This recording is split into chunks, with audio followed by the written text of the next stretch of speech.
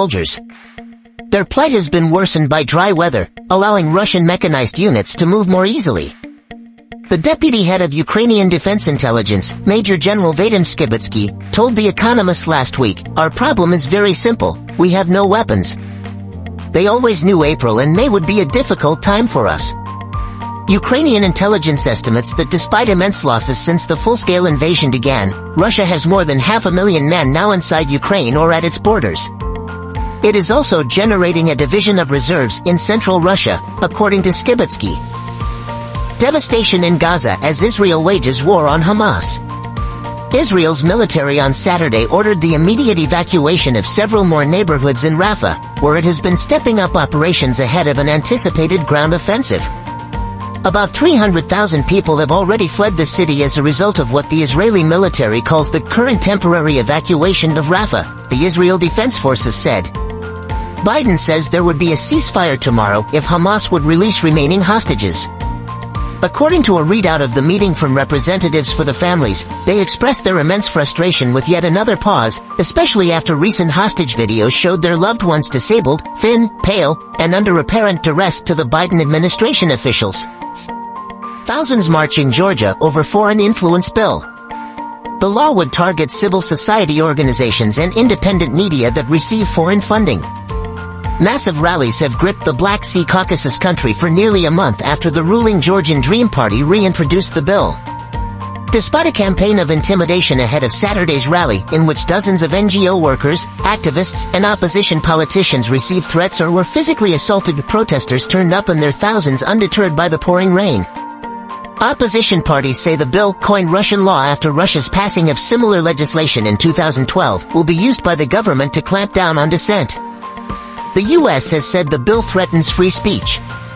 In neighboring Russia, the law has since been used to marginalize voices challenging the Kremlin, including prominent cultural figures, media organizations, and civil society groups. Fourth Indian arrested and charged in Canada over Sikh activists' killing. Amandeep Singh, 22, was already in custody for unrelated gun charges before being charged in Hardeep Singh Nijjar's murder. What could sweeping UNGA support for Palestine's full UN membership mean?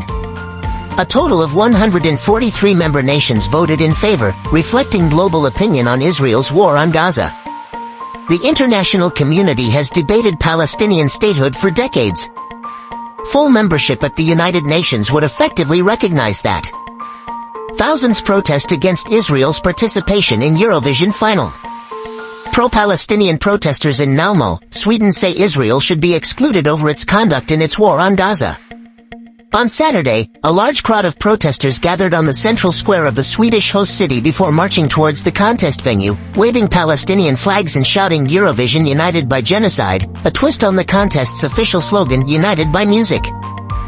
Trump may owe $100 million from double-dip tax breaks, audit shows. Donald Trump used a dubious accounting maneuver to claim the same write-offs twice on a Chicago tower, an IRS audit uncovered by the Times and ProPublica shows.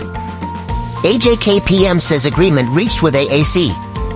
AJKPM on wall rule hack says government is ready to give related relief in electricity and wheat flour prices. The government held negotiations with the AAC and we reached to an agreement which we are determined to implement, said PM Hack, adding that they were ready to give related relief in electricity and wheat flour prices. IMF mission chief to lead bailout talks with Pakistan next week, confirms official. Funds mission chief to lead talks to mold next phase of engagement as government seeks to secure $6 to $8 billion bailout package. As per IMF's resident representative for Pakistan Esther Perez Ruiz, a team led by Funds mission chief to Pakistan Nathan Porter will meet Pakistani authorities to discuss the next phase of engagement. Non-filers feel FBR heat.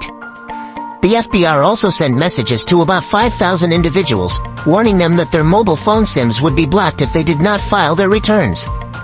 It has further sought details of the blocked SIMs from the telecom operators.